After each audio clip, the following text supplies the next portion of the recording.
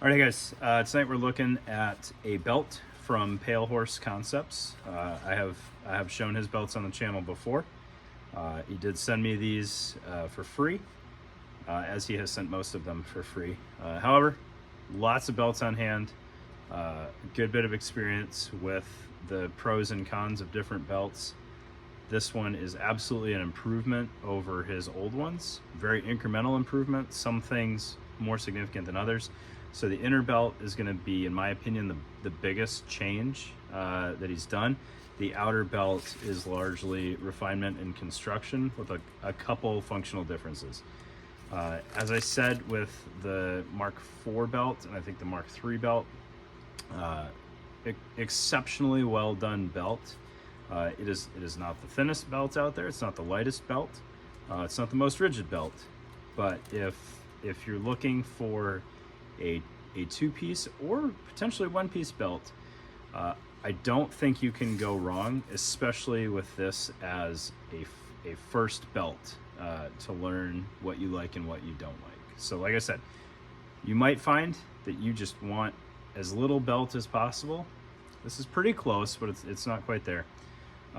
Best all-around belt by far, in my opinion, is Pale Horse. So let's get it on the table and take a look at the Mark III EDC Inner Belt and the Mark 6 Outer Belt. Well, I've got you here. Mark III is one option for the inner belt. He also has a safety belt, which I believe is the Mark IV. I don't have any need to, and I won't have any need to hook up to helicopter, vehicle, anything like that. So the EDC belt was something I told him I was interested in taking a look at for this go round. The outer belt remains the same. So let's get on the table and take a look.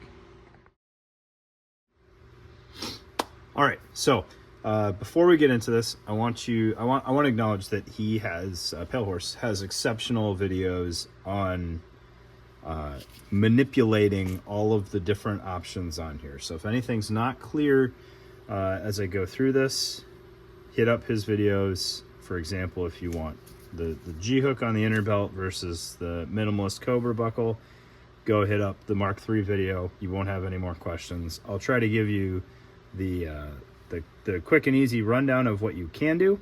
However, manipulating all of the things with Velcro and the shims and everything, taking everything apart, it's best left to him. But we'll walk through the options, right? So we'll start with the Mark III inner belt, because this is kind of the core of the system, right? If you've had any of his belts before, so you might have an inner belt left over, you might have an outer belt left over. It's all, to my knowledge, reverse and forward compatible, especially the outer belts. I can say that with absolute confidence that if you had an old inner belt, the outer belts will continue to work. So like I've said in other videos, you know, the kind of the appeal of the outer belt, in my opinion, is that you can very easily have multiple setups ready to go. So your modular belt can be modular. So if you've got an old Mark IV, Mark III, Mark V, I don't remember if that's a thing or not, you can jump up to the Mark VI to create a second outer belt. All right, looking at the inner belt. So this is the EDC one. This is not the safety model. Obviously nobody's going to hang or shouldn't hang from a helicopter with the minimalist Cobra buckle there, or heaven forbid, G-hook closure. However, it is a very nicely done EDC belt, or regular trouser belt, whatever you want to call it, right? You don't necessarily have to carry anything for this belt to be a nice belt. As a pure uniform belt, it works very well. All right. So this came set up with the minimalist Cobra buckle, which is pretty all right. It doesn't matter too much what's on there to understand what's going on. So this end is referred to as the fixed end. It is not hard sewn. The hardware is removable, repairable, changeable, however you want to look at that. However, there's no adjustment in this end, which is why it's referred to as the fixed end. You can see on the back here under the Mark III, there's this little Velcro flap. If we take our shim under there, that will separate the contact between this flap and the tail, and it will allow you to remove the hardware and install either repaired hardware or a different style of hardware, such as the G-hook. All right, so that's the fixed end there. And then on the running end, this panel, shoe, I don't remember what verbiage he uses, is floating. So we can shim that as well. And he includes the shims. These shims are one of the neatest things on here, because even though it's all done through Velcro, the shims make it not at all a chore. So you can move this running end wherever you want on your belt. And you have two options of running ends as well. So this one has adjustment in it with this tucked away tail here. So if for whatever reason I don't want to run this shoe all the way to the end of the Velcro to make the adjustment, maybe I want to pay it out a little bit more, maybe I need some free space to mount something up front, perhaps a holster or what have you, I can pay this out, and I've got a little bit of flex there in how close to that shoe the buckle sits. So you can fish that out. You can see, like, I can pay this out a good bit, but this is really going to drive home that this is not a safety belt. This is running webbing here, and kind of all of the security comes from the friction of the Cobra there. So we can push that out a little bit further from the shoe if needed. We can do that both for adjustment or to free things up. Or, let's say you've got your shoe where you're comfortable in summer months, and unexpectedly you've got to throw on a layer that ends up getting tucked under the belt or something. That might be a little wonky of a scenario there, where you put on a little bit of weight and didn't catch up on your belt adjustment. Like, you don't have to re-shim it and everything. You can just pay out a little bit of slack in that attachment. Or you can use the fixed shoe, which is this one right here. So disregard the G-hook, that's just in there for storage right now. This is your fixed mounting shoe. This loop is just fixed here. So it's going to take a little bit more effort in sizing and a little bit more thought on how comfortable you are with your size. All right, so if we shim this one off, and then we get our fixed mount on here, right, and that elastic is really just there for a little bit of extra continuity. We can slide this over, pull out our key, and now that is locked in place. So we can have G-hook hard mounted over here. It would be under the curve if we're doing a G-hook, so it would look like that, and then right onto this. So the benefit here being there is like no excess webbing or hardware or anything. It is essentially, the thickness of the belt and the G-hook securing that shut. All right. You can also run the G-hook on the adjustable sled in place of the Cobra buckle, and then have your fixed loop on this side, so that you've got a little bit of adjustment, but nice, still fairly minimal on the bulk. Right. So we'll throw the Cobra buckle back on here, just so that we have that as we get to our outer belt. So we'll slide that shoe off, put our shim in there, bring this back over, and just that fast, we've swapped out this side of the hardware. All right. This is kind of if you're gonna use the outer belt, this is kind of the configuration to do. You can have G-hook inner, G-hook outer. World's your oyster. You can have any combination of inner and outer that you want, but kind of the most minimal would be G-hook on both, and then you're really kind of locked in on your sizing, and it would probably be a good idea to keep a shim handy in your your loadout bag or whatever, so that you can make any last minute adjustments as you're putting your stuff on. All right, ideally this would already be in your pants, so this should be sized from the get-go, but your outer might magically not quite fit one day. All right, so the way that this is situated now, we've got this loop here, and we've got this loop over here, and this works exactly like the rest of the Pale Horse family, where you're going to don your belt.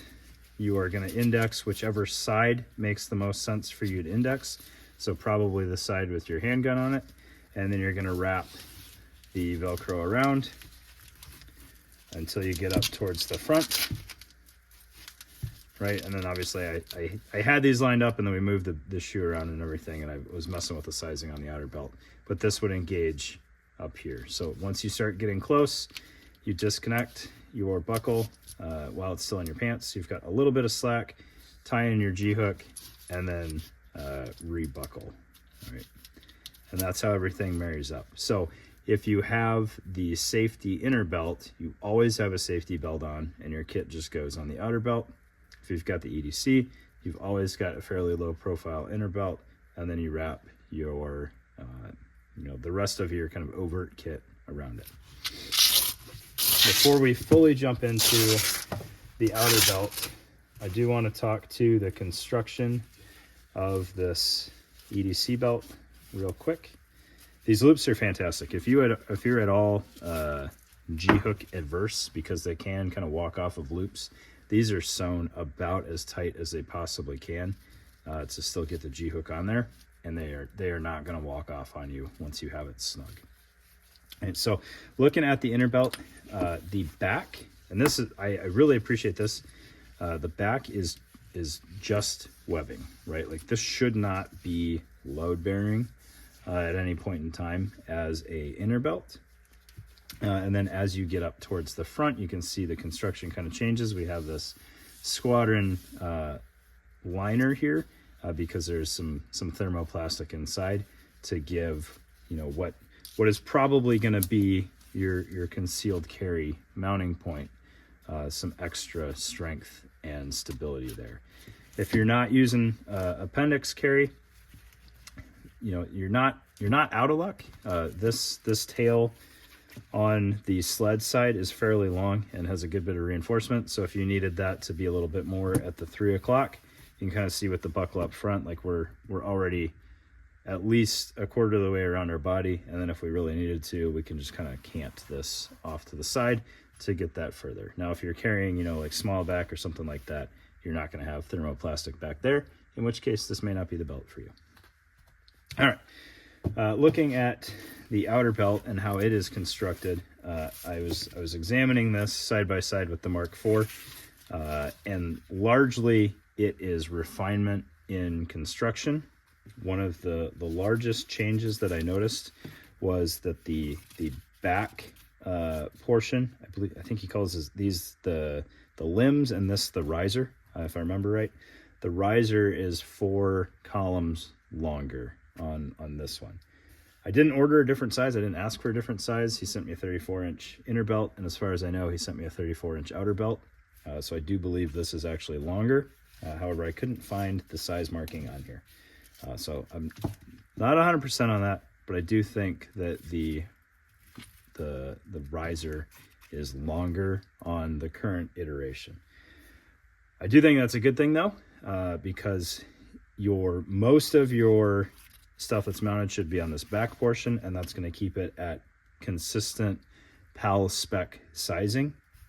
By being longer, there's also more room for the limbs to extend inside, which gives you more overall adjustment. Each side can be pulled out up to 4 columns of molly, which he says equates to a foot of adjustment. Molly math makes sense to me, right? 8 columns at 1.5 inches should be a foot of adjustment. And you can sink these pretty far in there. The way that it came out of the box, I've not messed too much with this. I have messed with the inner belt a lot as far as sizing goes, just to play around with it. This thing, 34-inch pants are what I wear, and out of the box, this thing fit me just fine. So his sizing is also incredibly easy. He says it right in the videos. If you're 34-inch pants and not some oddball off-the-wall pant company, 34-inch inner belt, 34-inch outer belt, and it's going to work like a charm. All right, so a little bit of refinement on construction, a little bit of sizing on, or sizing change on the riser, and then a little bit of tweaking on the connection points for whatever hardware you choose to do. So I think all of the outer belts in the past have been G-hook only. This one, you can install the micro Cobra as well. Micro Cobra on the outer belt is perfectly acceptable unless you just like take some crazy shock on here. You might lose your outer belt, but your safety belt, if you're using the safety inner belt, is not going to go anywhere. So this is a way to get around having like 2 stacked Cobra buckles, which we've absolutely seen in older designs in the past. All right, so one side is a little bit more intuitive than the other one. This is your running tail on this end for any finite adjustments that you might have to make on the buckle. That one, to swap to the Cobra buckle, you're just going to pay this out, slide your buckle off, and replace your hardware. Very, very intuitive on that one. On this side, you can see this kind of keyway in the belt here. You're going to use your thinner of the shims to slide in there, break up that continuity on the Velcro, and then this very thin webbing is going to pay out, and you can replace your hardware. This is not meant to be like the instructional video if you get one of these, but just a kind of interesting fun fact. G-hooks are internal to the curve, and Cobra buckles are supposed to be run external of the curb. But you'll see, like, once this buckle's off, where this passes through, you'll get some slack, and you can mount your Cobra buckle out there. All right, so if you haven't watched the old Pale Horse videos, please watch at least the Mark IV, because I have his mag pouches in that video. Those are exceptionally well done, especially to play with this belt, because they're free floating. Super flush fit, really, really refined construction there.